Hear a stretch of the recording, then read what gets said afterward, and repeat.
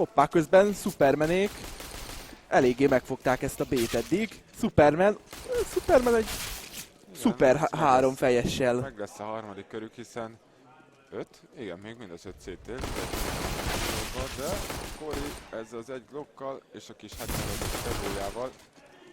És elég durva HP-k vannak, Darvex 1 HP-val, Superman 31-jel próbál helytállni, és mind a ketten ott vannak nullosan, szinte egy-egy golyó kell beléjük, szóval hogy Cory valahogy fejbe tudná lőni azt a Superstart.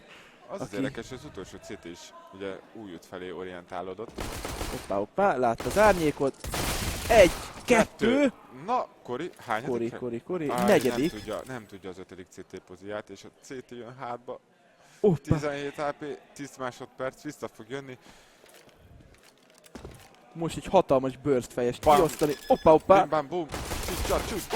És Cory, te jó ég! Superstarnak megremegett a keze. Ennek komolyan mondom, örülök, hogy ezt itt élőben láthattam kasztolás közben. Hihetetlen.